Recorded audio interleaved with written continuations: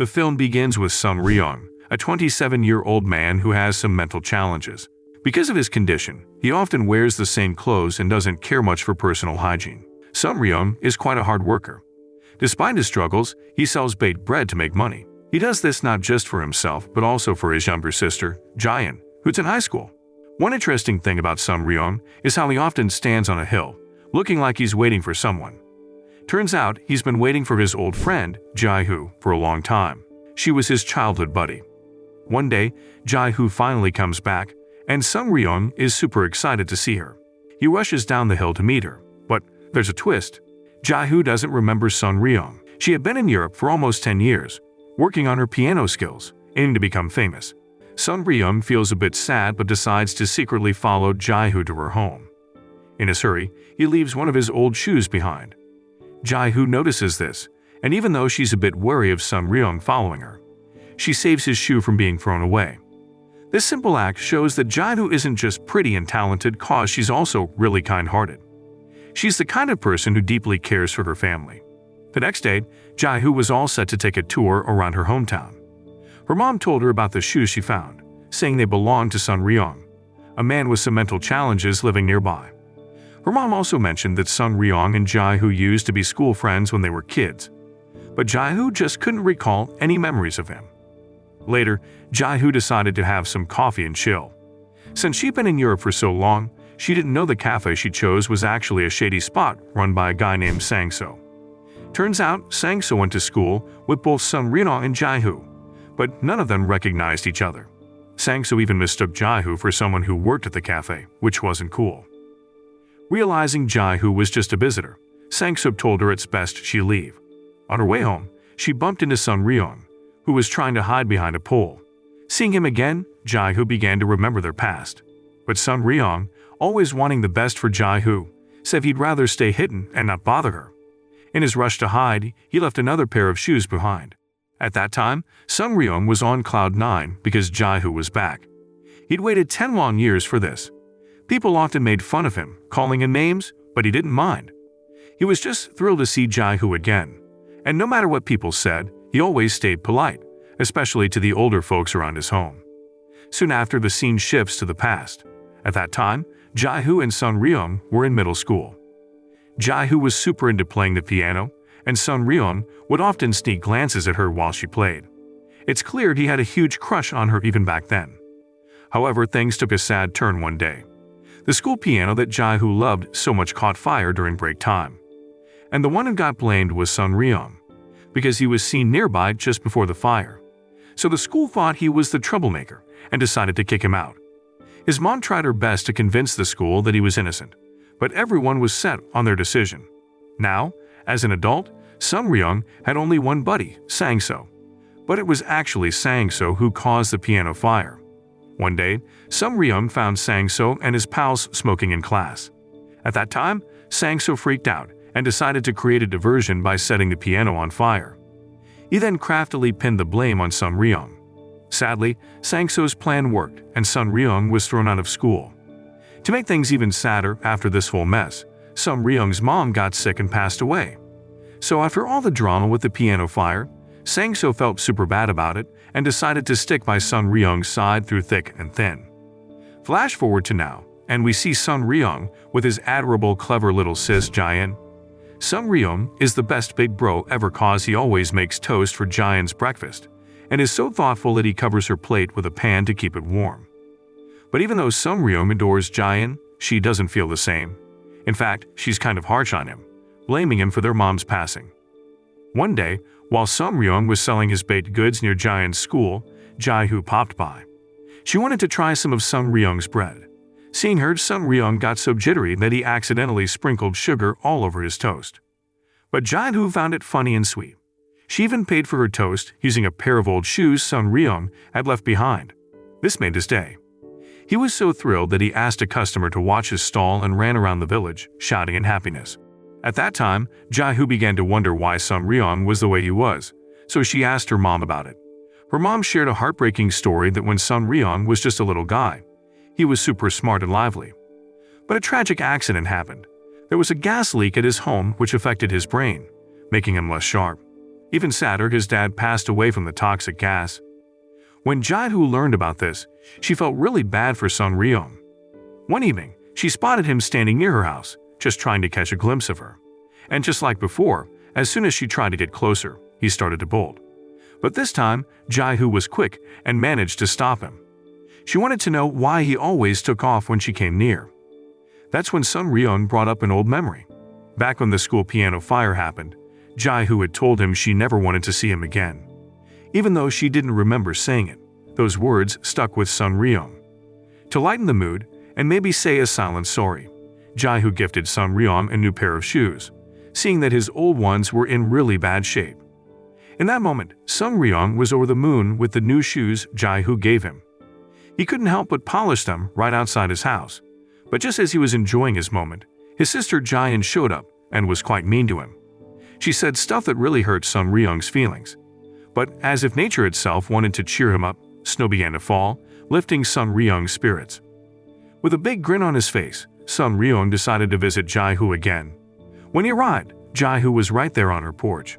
There, they chatted for a bit, and Sun Ryung mentioned how he missed hearing her play the piano. But that topic made Jai-hoo a bit downcast. Wanting to switch things up, she suggested they take a stroll around their neighborhood. Elsewhere, Sang-soo was trying his luck in love. He asked a woman named Ha-young out. What most people didn't know was that Ha-young worked as a prostitute. She seemed open to Sang-soo's date idea, but suddenly she got a call. It was from her boss, Mr. Jung, who owned a cafe. He insisted she join him at a bar, putting a wrench in her plans with Sang-soo. On the other hand, Sun Ryung and Jai-hoo decided to grab a bite at a local shop. While they were eating, Jai-hoo shared that she'd stopped playing the piano because things hadn't worked out in her career. She turned to Sun Ryung, hoping for some guidance. In his sweet, simple way, Sun Ryung told her to just keep smiling. After their meal, Jai-hoo noticed Sun Ryung had been playfully dancing outside her home earlier, and she decided to give it a try herself. Meanwhile, Sang-soo was walking by, looking a bit lost. His date with Ha-young hadn't gone as planned. Then, Jai-hoo recognized Sang-soo from their school days and tried to lift his spirits by suggesting they catch up over coffee sometime. Hearing that, Sang-soo just smiled at the offer and moved along. Instead of coffee, Sang-soo invited Sun Ryung to join him at a soju shop, probably wanting some company to drown his sorrows.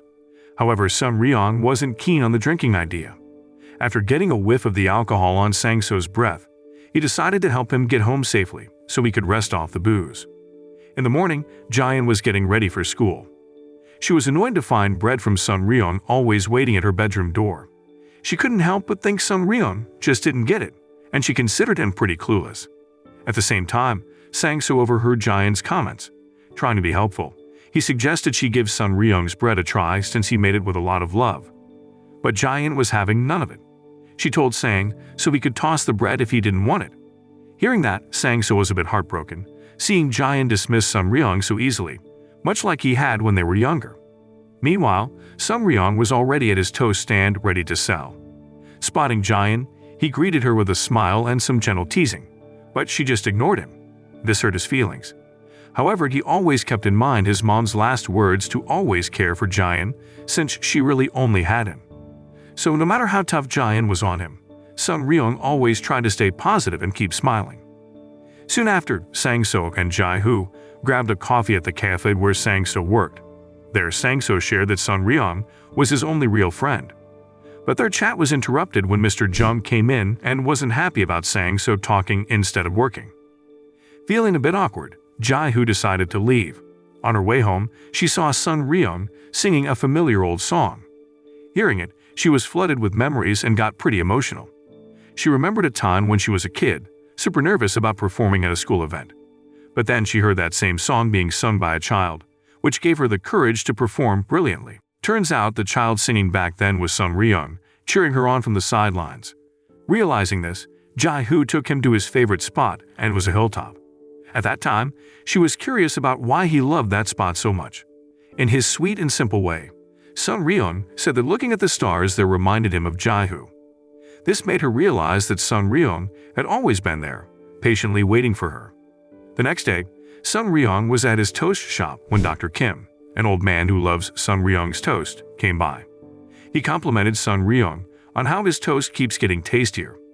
But when Sun Ryong tried to respond, he just repeated some old advice from his late mom about toast prices and medicine, that it was a bit random but heartfelt. Dr. Kim could see Sun Ryong was a bit different and wondered aloud about how he got through everyday life and who took care of him. Meanwhile, Jayan seemed a bit off to her pals. They noticed she looked drained and were concerned. But Jayan brushed it off, insisting she was okay. Back at the toast shop, Sun Ryong was pulling a late shift, anxiously waiting for Jayan to walk by as she usually did. He was so lost in thought that he didn't even notice he was burning his hand on the stove. Just then, Jae-hoo popped in, checking up on what was going on. Sun Ryong told her he was super worried because Jayan hadn't come by. Jae-hoo, trying to help, suggested they see if Jayan had made it home. Turns out Jayan was at home, but she was super cranky and didn't want Sun Ryong coming into her room. Still, despite the cold shoulder, Sun Ryong was just relieved to see his sister was safe and sound. He cares for her a whole lot.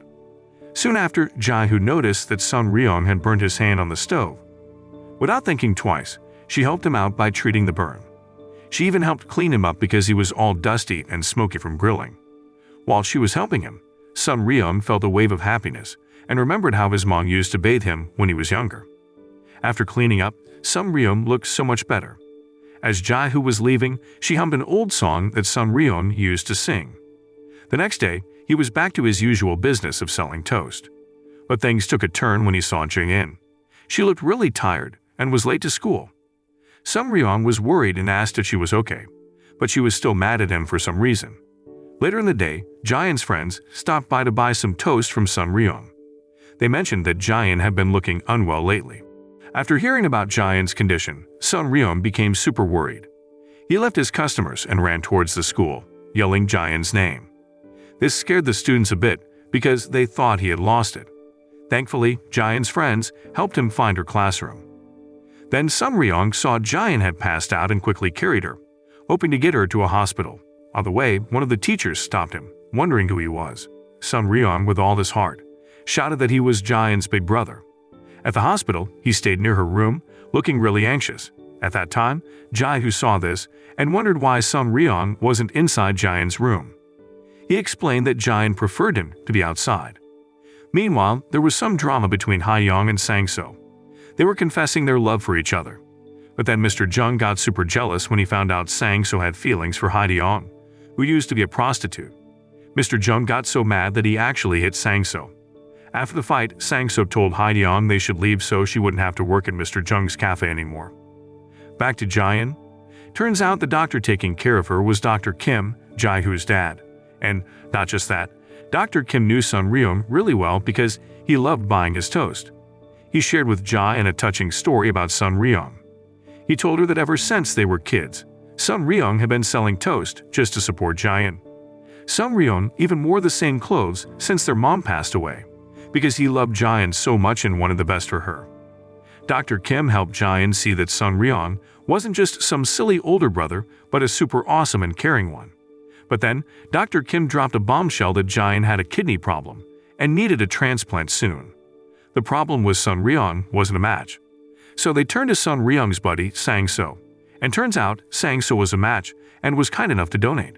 Sun Ryong was over the moon and couldn't wait to tell Jayan the good news. And that's when Jayan asked her big brother to come in, apologized for being so tough on him, and even got mad at Sun Ryong for always putting others before himself. In the evening, Jae-hoo took Sun Ryong to a hilltop. There, Jae-hoo shared that she's been having a tough time with her piano playing. She tried out in Europe for 10 years, but kept getting rejected. Sun Ryong, in his sweet way, told her he loved her piano music. He even felt like he could see his parents when she played. This boosted Jae-hoo's spirits, and she decided to give the piano another shot. Meanwhile, at a cafe, Sang-so had a serious chat with Mr. Jung. He warned Mr. Jung to stop forcing Ha-young to work at his place. He even mentioned he'd do anything to protect her, even if it means dealing with Mr. Jung. But after Sang-so left, Mr. Jung wasn't having any of it. He told his crew to go after Sang-so, giving them a hint by mentioning the bandage on Sang-so's hand. Soon after, Sang-so rushed to the hospital, ready to give his kidney. At the same time, Sun Ryong was gathering Jayan's stuff to bring to her at the hospital. But things got messy when Sun Ryong showed up there. Mr. Jung's guys mistook him for Sang-so because of the bandage on his hand. Sun Ryong, clueless and smiling, didn't see it coming when they attacked him. As Sun Ryung lay there hurt, he took out a picture of his late mom. In his heart, he said sorry to her and Jaehyun for not being able to take care of her as he promised. Sadly, the good-hearted Sun Ryung didn't make it.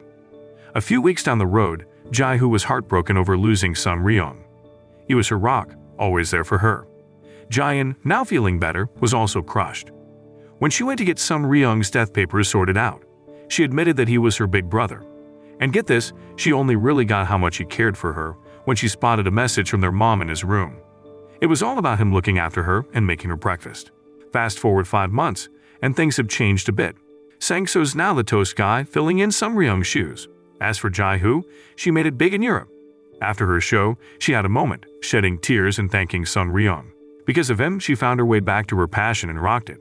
The film ends. The moral lesson from this film is always remember to check the bandage on your hand, or you might accidentally get mistaken for someone else and end up in a fight.